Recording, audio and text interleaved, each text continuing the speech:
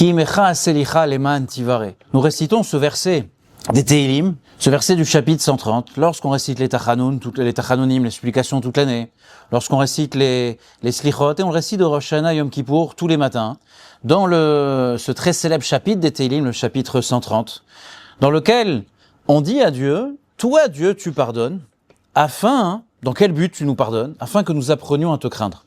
On craint plus une personne si on sait que son pardon connaît une limite. Dans une relation, je respecte plus si je sais qu'il y a une certaine limite à ne pas dépasser. La logique de ce verset, la logique de la phrase du roi David, elle est a priori contre-intuitive. Ceux qui pardonnent sont moins craints. Ils sont pas plus craints, ils sont moins craints. Si vous êtes du genre à trop pardonner, alors on va venir à moins vous craindre, à moins vous respecter. Le roi David nous dit non.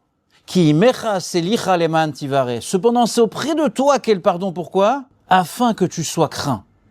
L'Admour Hazaken, l'auteur du Tanya, nous donne une image, on va essayer de l'adapter un petit peu, et on va essayer d'utiliser cette image à ce que cette image soit, pour nous, le tremplin de la préparation durant ce magnifique mois de Elul, au fait de Rosh Hashanah et de Yom Kippour, de notre retour et de notre présence auprès d'Akadosh Baruch Hu. Alors imaginez-vous un homme, ou une femme, qui emprunte beaucoup d'argent, des millions de dollars, des millions d'euros à la banque. Cette personne est pleine de projets, d'investissements, elle rêve d'un rendement incroyable qui l'attend. Tout est sur le papier, tout est là, il n'y a aucune raison que ça ne fonctionne pas. Et malheureusement, la crise passe par là. La seule chose que cette personne peut faire maintenant, c'est quoi? C'est de réciter le Kaddish sur ses investissements. Il doit énormément d'argent à la banque. Il n'a plus rien, plus un sou. Alors, il est convoqué à la banque où il empruntait cet argent. Et l'Admour Hazaken dit, il y a deux sortes de conseillers, bon, c'est pas ces mots, mais il y a deux sortes de conseillers à la banque. Il y a une première catégorie qui s'adresse à l'emprunteur et qui lui dit « Monsieur, madame, vous nous devez tant et tant d'argent, tant et tant d'intérêts, et tant d'argent et tant de retard. » Notre bonhomme, il regarde le banquier. Il lui dit « Écoutez, impossible, je n'ai rien, tout est tombé à l'eau. » Et là, le banquier lui dit « Mais monsieur, on peut rien faire pour vous. On va saisir votre maison, vos avoirs, votre voiture. » Et l'homme craque, il sort en pleurant. Il sait plus quoi faire.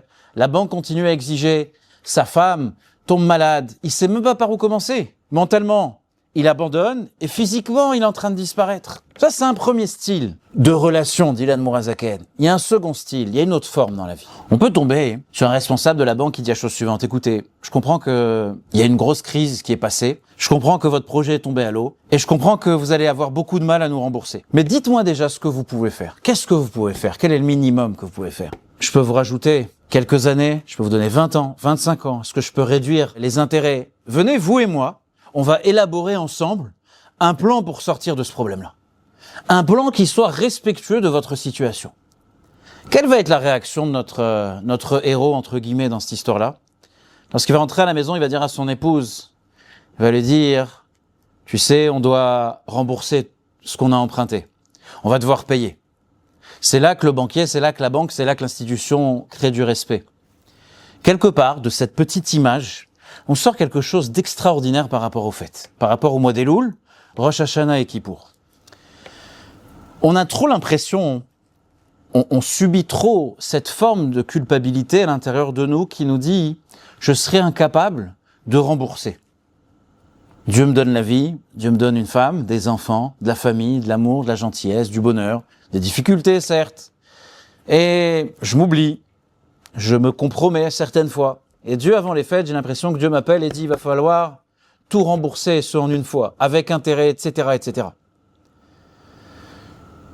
Si c'était l'attitude de Dieu, alors c'est la banqueroute. L'Admour Hazaken dit non. Ki mecha selicha leman tivare. Dieu nous dit la chose suivante, mon fils, ma fille, parle-moi de tes projets, parle-moi de tes batailles, parle-moi de ta récession dans ta vie personnelle, parle-moi de ta dépression, parle-moi des luttes qui sont les tiennes, et surtout, parle-moi de ton projet, parle-moi de ton rêve, parle-moi du bonheur que toi tu espères. Viens, on va, durant ces fêtes de Tishri, élaborer ensemble un plan pour sortir de toutes ces difficultés. Et là, qu'est-ce que je suis en train de me dire? Si Dieu s'adresse de cette manière-là, je serais très gêné si je fais aucun effort. Je vais dire à Dieu, bien sûr que je veux travailler avec toi. Bien sûr que je veux avancer avec toi. Tu me tends la main, eh ben, j'avance, je suis là. Imaginez-vous un enfant dans une famille, un enfant qui a des parents qui ne sont jamais satisfaits. Quoi qu'ils fassent, quoi qu'ils disent, c'est jamais assez, c'est jamais suffisant. Et chaque erreur de cet enfant est toujours une mise en évidence du défaut incroyable de cet enfant. À un moment donné, un enfant qui vit dans un tel foyer, il va littéralement tout abandonner. Il va ressortir de la relation, et il va ressortir presque limite de la vie elle-même. Pourquoi ? Parce que si j'ai aucun espoir de réussir, alors pourquoi essayer ? Si je suis toujours critiqué, si je suis un bon à rien, alors à quoi bon ?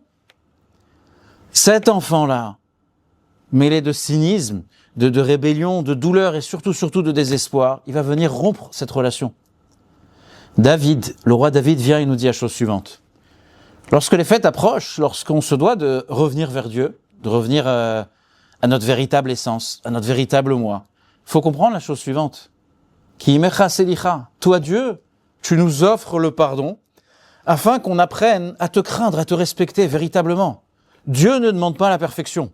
Dieu demande seulement d'être responsable. Dieu demande seulement de s'inscrire dans un mouvement qui est véritable. Viens, rencontre-moi à mi-chemin, nous dit Akadosh Baruch Hu. C'est ce que, durant le mois d'Elul, lorsqu'on récite les slichot, lorsqu'on vérifie notre filine mezuzot, lorsqu'on prend de bonnes décisions pour avancer vers Akadosh Baruch Hu, d'avancer dans notre pratique, Dieu dit la chose suivante, je veux que ça fonctionne pour toi. Je veux que tu aies la vie qui ait le plus de sens, tu aies la vie la plus belle, la plus réussie, la plus puissante, la plus heureuse. La seule chose à laquelle Dieu aspire au jour d'aujourd'hui, c'est de faire que notre vie est une réussite ultime.